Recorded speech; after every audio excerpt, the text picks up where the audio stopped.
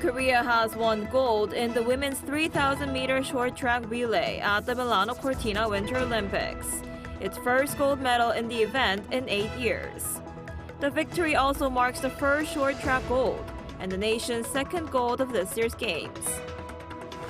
South Korean trade officials have reportedly traveled to the U.S. for tariff negotiations, amid renewed threats from the Trump administration. This comes as pressure mounts on Seoul, especially after Japan confirmed plans for massive investments in U.S. oil, gas, and critical mineral projects.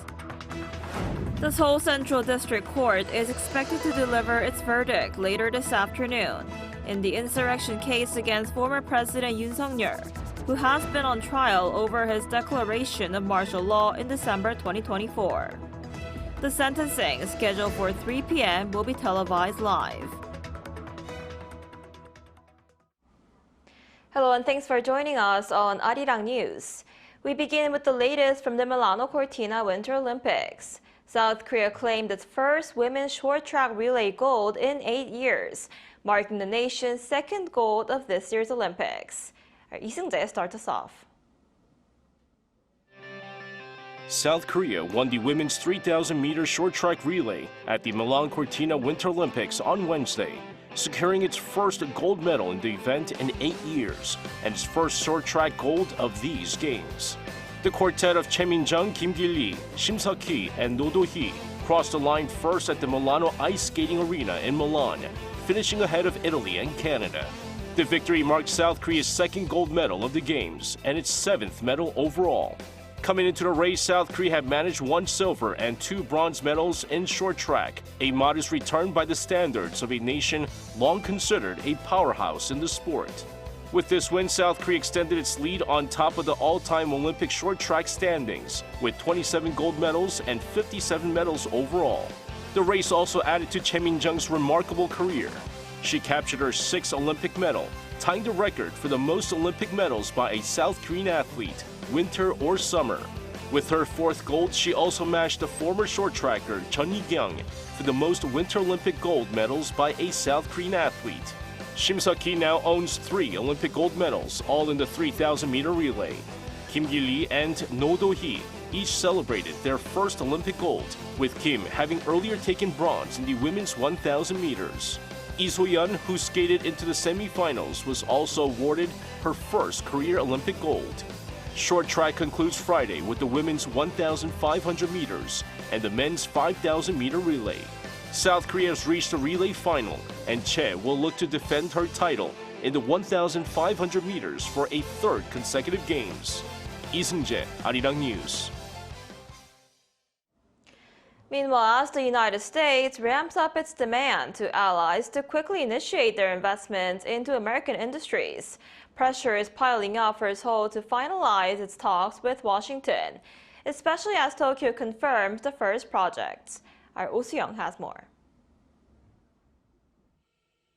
Seoul is speeding up talks with Washington on a major investment package as the Trump administration ramps up pressure and Japan moves ahead on confirming its own first investment projects. According to South Korea's Trade Ministry, a working-level delegation led by Trade Deputy Minister Park Jong-sung departed for the US on Wednesday. This comes amid expectations that South Korea's parliament will pass a special act on investment in the United States by early March. Korean officials are expected to meet with the US Department of Commerce in advance to discuss candidate projects and reduce potential differences, allowing Seoul to move quickly once the legal framework is finalized. Industry Minister Kim Jong-un, meanwhile, is reportedly staying in Seoul to oversee negotiations, holding frequent consultations with US Commerce Secretary Howard Lutnick, including both in-person meetings and video calls. The push comes as the US demands concrete investment plans from South Korea, and with US President Donald Trump announcing Japan's first 3 investment projects on Tuesday, pressure is mounting. Those projects mark the first confirmed tranche of Japan's pledged $550 billion investment package under its tariff agreement with Washington. Of the $36 billion first phase projects, $33 billion will go into building a gas-fired power plant in Ohio, which will generate 9.2 gigawatts of electricity. That's enough to power around 7.4 million US households. Japan will also invest in a deep-sea crude oil export facility in the Gulf of Mexico, and the synthetic industrial diamond production facility in Georgia, critical for semiconductors and defense equipment. South Korea has pledged $350 billion in US investment as part of last year's tariff negotiations, including $150 billion dedicated to shipbuilding. The remaining $200 billion is set to be invested in sectors such as energy, semiconductors, pharmaceuticals, critical minerals, artificial intelligence, and quantum computing. A Seoul official said stable energy and power infrastructure remain top priorities for Washington, as electricity needs surge due to the AI boom and more data centers. Oh Soo-young, Arirang News. Former President Yoon Suk-yeol will be sentenced this afternoon in his first instance trial on insurrection charges at the Seoul Central District Court. Prosecutors say Yoon unlawfully declared martial law on December 3, 2024, deploying military and police forces to the National Assembly and the National Election Commission in what they describe as an attempt to undermine the constitutional order. The special prosecutor's team argues the move was an unprecedented destruction of constitutional governance, and that Yoon, who was impeached and removed from office, has shown no remorse. The sentencing, which will take place at 3 p.m., will be televised live. And South Koreans who blocked the 2024 martial law declaration have been nominated for the Nobel Peace Prize. The nomination has been reportedly made by several political scientists from around the world, including Seoul National University professor Kim Yo-jong. They described the action as the revolution of light and the case of defending democracy through nonviolence. In a social media post on Wednesday, President Lee Jae-myung hailed it as a model for human history, saying that it was possible because it's the Republic of Korea. In an address delivered on the first anniversary of the martial law incident, Lee said the people who blocked military rule fully deserve the Nobel Peace Prize. North Korea's Kim Yo-jong, the sister of the regime's leader Kim Jong-un, has responded positively to South Korea's recent pledge to prevent drone incursions into the north. According to the North Korean Central News Agency this morning, Kim Yo-jong said that she highly evaluates the South's unification minister, Chung Dong-young. She also acknowledged that drone provocations took place under the previous administration. Chung also announced measures to prevent a recurrence by strengthening punishment for illegal infiltrations and restoring parts of the 2018 Inter-Korean Agreement, including the enforcement of no-fly zones. However, Kim Yo-jong added that Pyongyang will also take steps to strengthen vigilance along the military demarcation line area.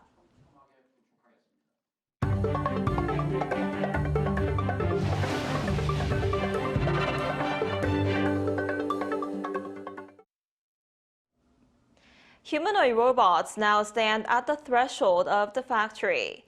Behind the optimism surrounding the AI revolution, concerns are growing that human labor could be pushed aside. Our Kim Jun-ong has more. It's the afternoon shift change at this factory in Ulsan, and workers, all in blue uniforms, backpacks with name tags slung over their shoulders, flood out of the gates. But for these workers, their daily routine has come under threat with the recent rise of humanoid robots. On his way home, a worker in his 30s told us his concerns. I'm definitely anxious. I'm worried that there will be fewer new hires and that the range of work we can choose from will narrow. We call it job rotation, the opportunity to switch roles. But if a robot takes over a whole process, there will be far fewer positions to apply for.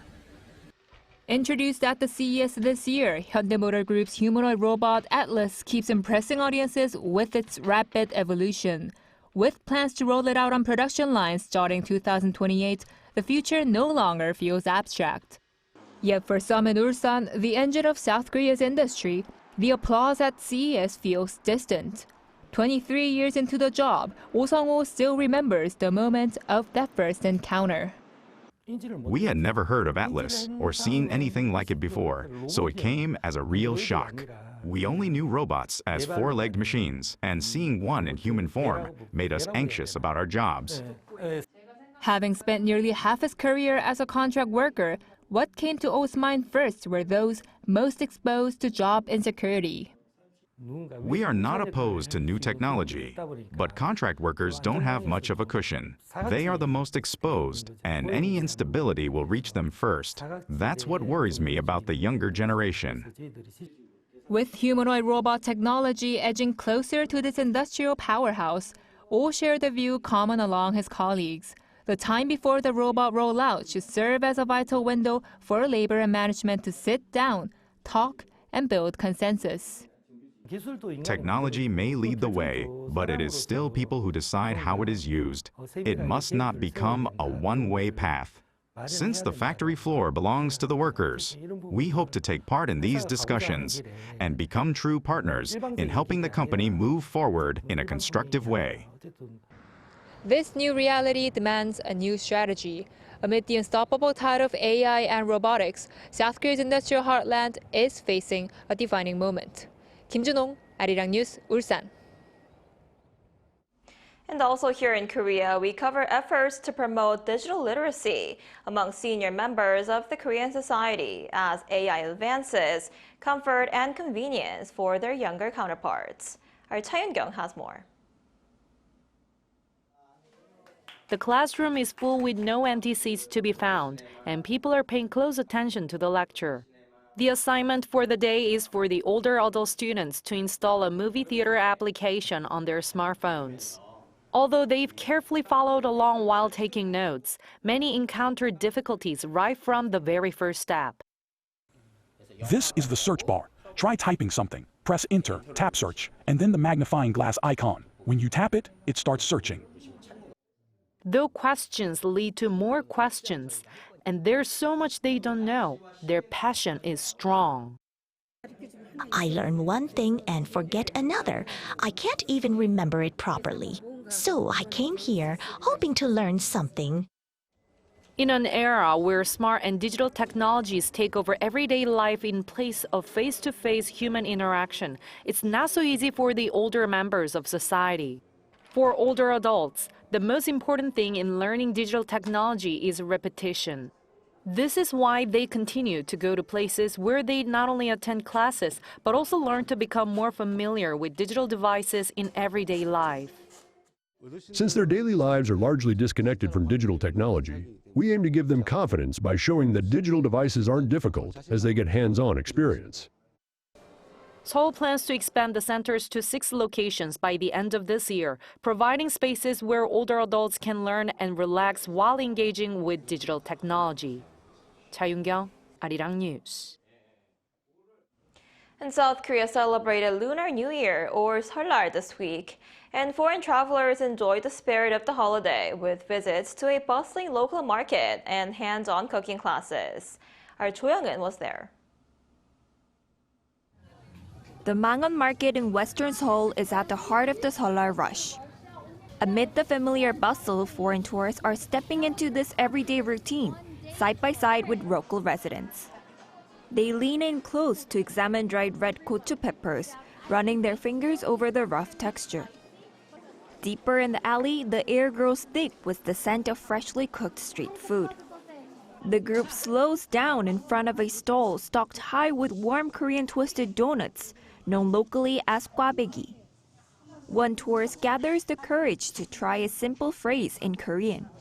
도넛 12개 주세요. 야, 12개. There's a brief exchange of gestures and laughter between the vendor and the tourist, who soon turns around triumphantly, a paper and bag enough for everyone. They tear the donuts apart while the sugar is still warm, and the first bite is soft and chewy. 맛있어요. Their journey continues as they handpick fresh produce and ready-made side dishes.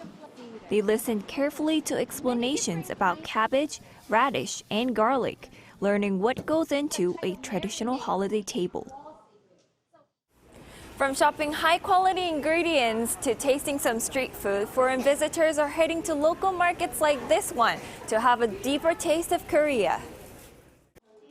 After shopping, the visitors move on to a cooking class, where they turn those fresh ingredients into must-try symbolic dishes. They catch the scent of various ingredients, including Korean sesame leaves, as they are being cut. The room quickly fills with the loud, energetic sizzle of jeon, Korean pancakes made by pan-frying vegetables, seafood, and meat. This beloved traditional dish is a staple of Seollal celebrations, often prepared in large batches and shared among family members. I think it's just beautiful to see the whole process and the history and how it's, just a part of life here. It's cool to step into it for a little bit. The experience of a more traditional and formal style of jeon is something special, and that's why foreigners come to the cooking class.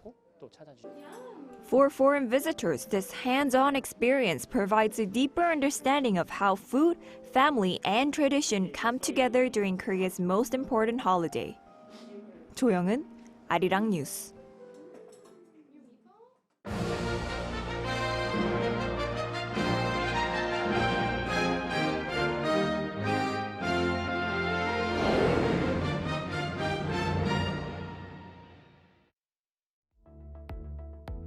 Hello and welcome. I am your AI sports correspondent Arirang. This section features AI-generated content and scripts, bringing you the latest news from the Olympic Winter Games Milano Cortina 2026. Here are our top stories. South Korea's women's curling team on Wednesday defeated world's #1 Sweden 8-3 at the Cortina Curling Olympic Stadium.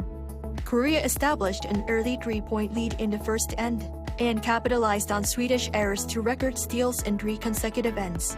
By the end of the fourth end, South Korea held a commanding 8-0 advantage, prompting Sweden to concede the match after only 7 ends. This victory improves South Korea's round-robin record to 5 wins and 3 losses, placing them in a tie for third with Canada and the United States. The team now faces a decisive final round-robin match against Canada on Thursday. Big Air bronze medalist Yoo Seung-eun finished 12th in the women's snowboard slopestyle final on Wednesday at Livingno Snow Park. Following a delay caused by heavy snowfall, Yoo recorded a score of 34.18 points during her second run of the 3-run final. Yoo had finished the qualification round in third place, but when it came to the final, she made landing errors in her first and third attempts. Despite finishing 12th in the slopestyle final, the 18-year-old's Olympic campaign remains a milestone for South Korean winter sports. Figure skater Lee In on Tuesday secured her spot in the free skate by coming in 9th place in the women's singles short program at the Milano Ice Skating Arena. Lee earned a season-best 70.07 points, but suffered a scoring deduction following an under-rotation call on her opening triple toe loop. Teammate Shinji Ah finished 14th with 65.66 points after a fall during her jump combination. Both skaters now prepare for Thursday's free skate to climb the final standings. Olympic fourth-place finisher Cha Jun-hwan revealed on Wednesday that he competed in the men's figure skating singles event with a severe injury to his right ankle. Following a gala training session, Cha disclosed that he repeatedly drained fluid from his swollen ankle in the weeks leading up to Milan. The injury now leaves his participation in next month's World Championships in Prague in doubt. Cha confirmed he will prioritize immediate recovery and medical treatment over future competition schedules. Before we head out, let's look ahead. Appearing now on your screen are the current medal standings and the upcoming schedule for the Olympic Winter Games Milano Cortina 2026.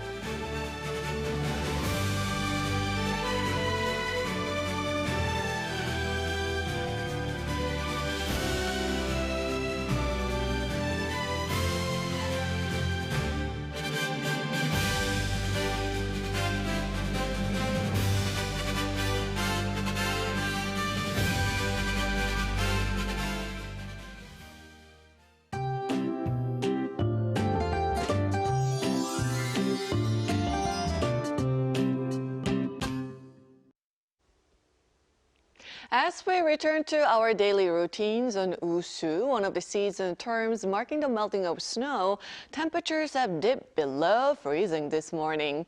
However, readings will rise rapidly this afternoon, creating a wide daily temperature range of 10 to 15 degrees Celsius. Now, readings will rise even more over the next couple of days, and by Saturday, Seoul's daytime high could reach up to 17 degrees Celsius, feeling more like mid-April than late winter. Well, hope the air quality isn't too bad.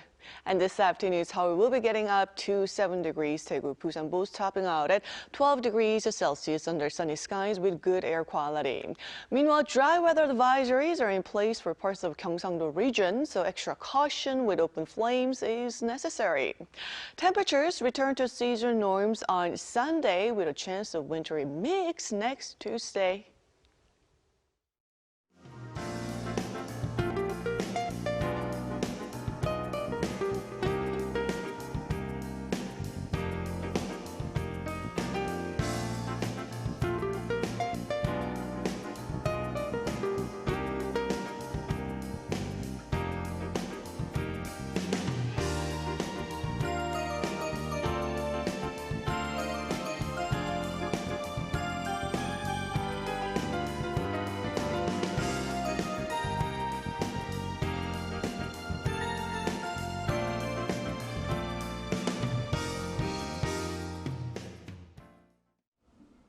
That's all we have for today's noon edition of Arirang News. Thank you for watching. We'll be back at 5 p.m. Korea time. Stay tuned.